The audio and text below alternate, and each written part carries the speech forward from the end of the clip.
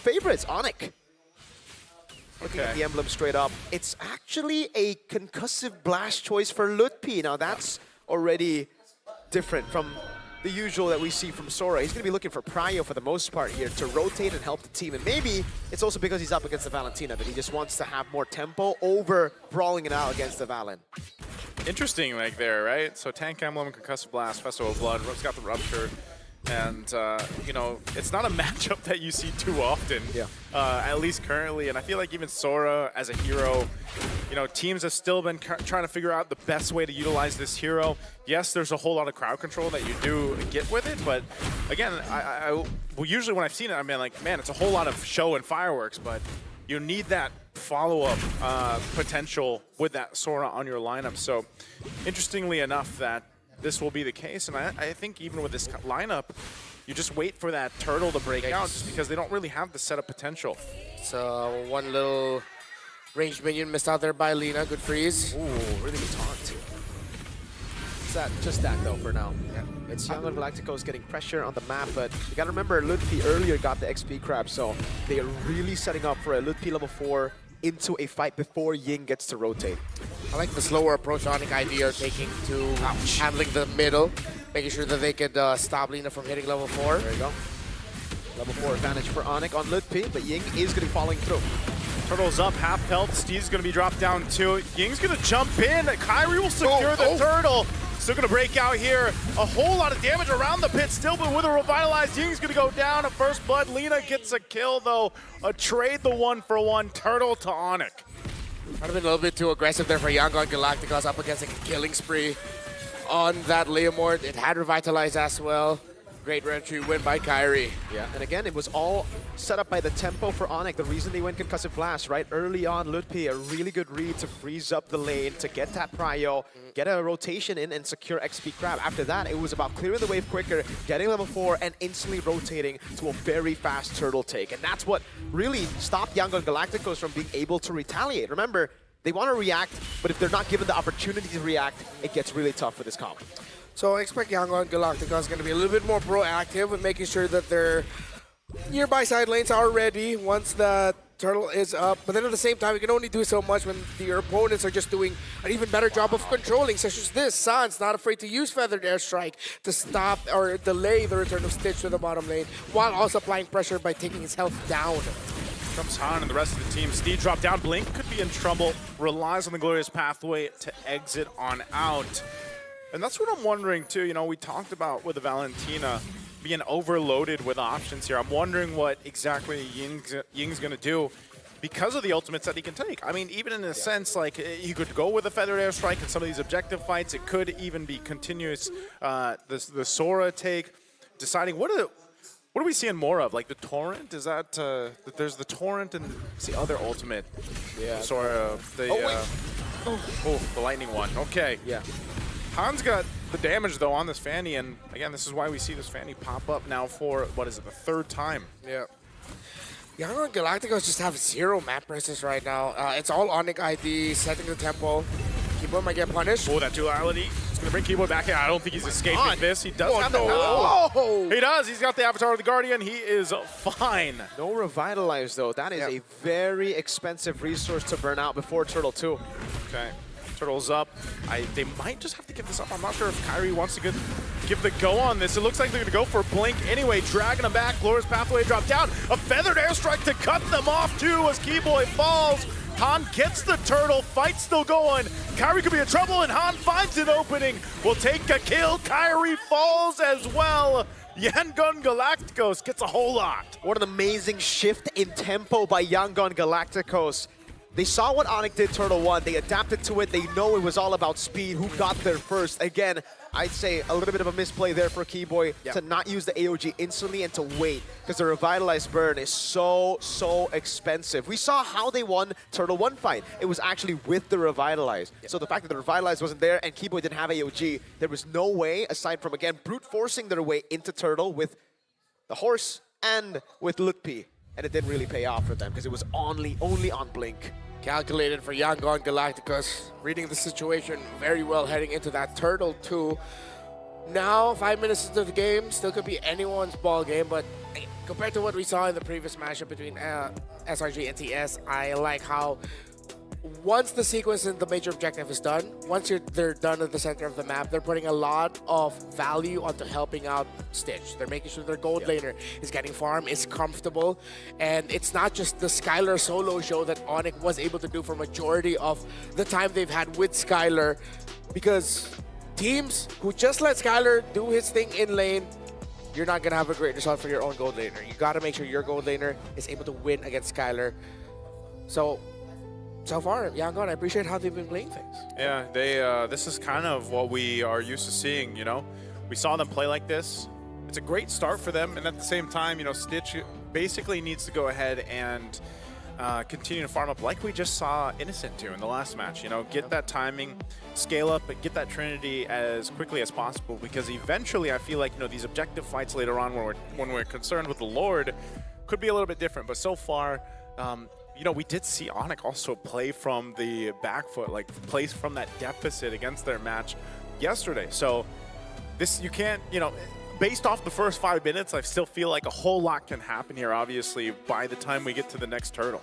Yeah, I think for Onic and Keyboy mainly, he's so used to being able to bait out a lot of cycles, a lot of resources with Galacticos, with Hylos, that I think he completely forgot that Yangon Galacticos don't care. Like with this lineup, there is not a single resource you're going to be able to burn out in terms of damage, right? Lo Yi just dispenses out that damage constantly, so you're going to have to be way more clean with how you're baiting out skills. It has, even then, like, I don't think there is anything to bait out. Like, maybe energy from Fanny, but even then, you have purple buff, you're pretty good. Yeah, that's always one of the risks when you're going up against a Lo Yi that frontliners really have to remember, is that as much as you'd want to force something out of it, if you force, like, let's say, diversion so the Lo Yi will escape, not a lot of Lo Yis will do that. They'd rather just eat it because they know just how important the diversion is. And there's usually the higher risk of you just constantly eating the combination with the duality, everything, constantly getting sucked in. You're not going to be able to escape. And then, similar to what we saw to Keyboy, if you have just one person helping that Lo Yi out, you're going to be spending too much. So maybe that's the adjustment we'll see from Keyboy later on, where he'll get the vision, but he won't try to disrupt way too much unless there's someone else with him. But also, if we just take a look at the compositions, yes, Onic do have a way to scale up mid to late game, but the way that they can do that is a bit more situational. It's very conditional, right? Because for Onic, the way the front to back works is the frontliners and the aggressors get so far ahead that offense becomes a very, very good defense. If Lutke and Kyrie fall behind, which is definitely something that we are seeing happen right now, how is Skylar and Suns gonna get enough room to dish out damage? Meanwhile, for Yangon Galacticos, it's such a well-crafted composition where all of them want to dive in. All of them want to go in together. It's not split up. I think part of this too, like when we've been seeing the way that the rotating has gone, though, you know, I know we mentioned Yangon Galacticos, especially with this Lo Yi playing around the map. Like, how do they make that happen without being too overzealous or overstepping? And, you know, we saw a little glimpse of this yesterday with the Lo Yi in the hands of TL. And that macro presence that you can have eventually is going to be something that Onic ID wants to watch out for. But so far, it's all been the objectives, you know, and focusing on that. And with this little bit of a lead that's built up now, Galacticos will continue on. Yep. See there, defensive items built up for the Valentina. Gets the Black Ice on the way to Dami, but he might be going for the Oracle just first. Get the cooldown reduction locked in, knowing that he is going to be cosplaying Sora for majority of this game. See, even in the mid control, great patience by these two. As Ludwig sees Ying, and now Ying will be able to help Han get closer to the turtle. There's a rush on Lightning Truncheon, by the way, for Suns as well, so not a lot of utility and not a lot to deal with the healing coming down from Yangon Galacticos, so Revitalize going to be big. Chastised on Ludwig already. Yep.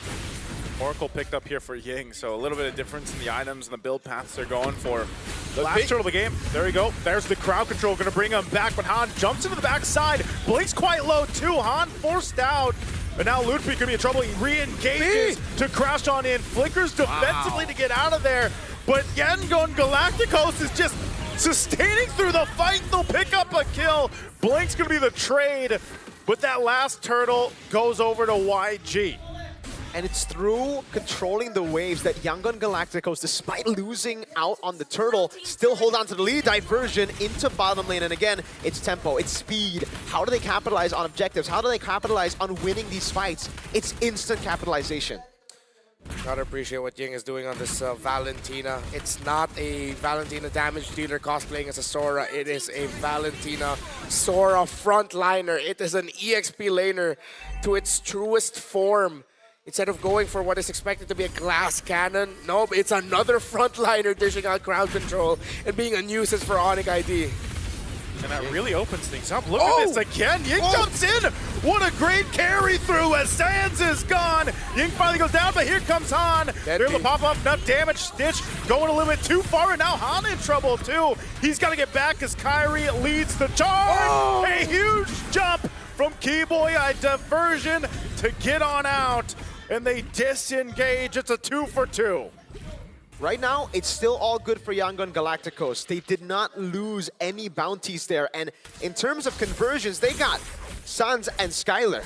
They got the 2 carries. And again, for Onic ID, the way they appeal for their backline is through going in, is through being so much of a threat that their backliners get the free hit. You can definitely see that it's not happening right now. YG don't care if Onic walk up like that with the Phantom Steed, with Sora. Doesn't really matter for now.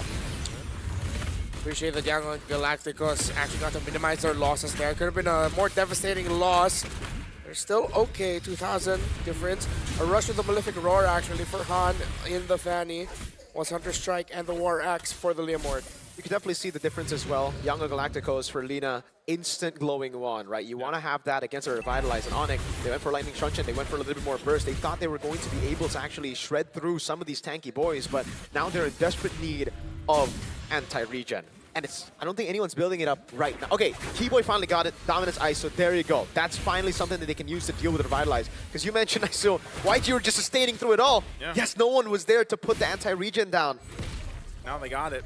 So this is going to be the face-off for this Lord. I don't think either team really wants to commit to it just yet. We've seen those force engages happen here before the objectives break out. And a lot of the times it might be up to Luffy to decide to do that. Now Yangon Galacticos, like we've mentioned, you know, they've just kind of been playing to their strengths here. Having a Fanny B going around, there's Luffy again. Whoa, and they get the Feathered Airstrike down too. That's actually a big ultimate down they could use here. But it's both. Ying as well got baited out to use the ultimate, so you can steal it back away later, but he's gonna have to wait for a bit. Yangon on Lord. Up top, I don't know how that wave is building up. It looks even. Where's Pathway dropped down? Sans wings by wings on out. Lord sitting at half health right now. Steeds are going to be used too, but it's just a fight for an objective space right now. Both teams dancing back and forth. There's the initiation from Luffy. They're going to go for it here. They get the duality proc. Han jumping in the backside, trying to force out Kyrie, but Han's in trouble as Luffy picks up the kill. But they're still going for it. Keyboy falls. Skylar could be next. He's trying to get away, but Ying gets a double. The 2-for-1 trade. No jungler for Yangon Galacticos. Onic ID's the last 3 members. Both will reset and will revisit the Lord later on. Sans decides to go for the Queen's Wings as his second item. I was wondering actually what he was going to build into, if he's going to force himself to build damage just to match the output, or he'll build for a little bit more sustain. The answer is that. Yangon now starts it off slowly with Stitch as Han will be able to come back. Blink's gonna go for the stun off Luffy. Luffy in trouble, getting caught out, unfortunately.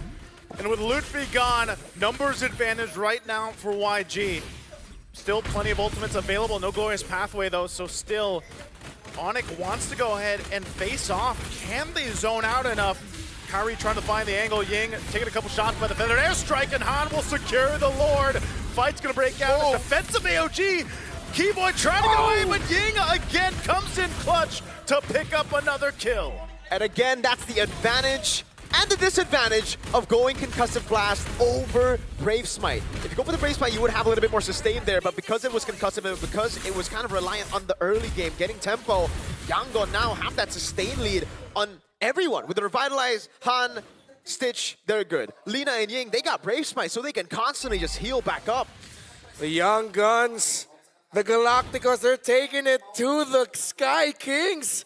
Onic ID. Now I realize exactly just why the Indonesian crew members I got to talk to were hesitant to celebrate that they were gonna go up against YG. They're so good. The patience, the front to back. They check the conditions before they go for the full engage. Lutpi quickly got punished. That's the level of team that YG is. On. Again, gonna start it up, T-Boy. Caught in the midst of it all, but he's gonna be fine. It does get brought to half health. But this is all with the Lord. They've got plenty of ultimates to march in with this. They want to go ahead and take down these shields.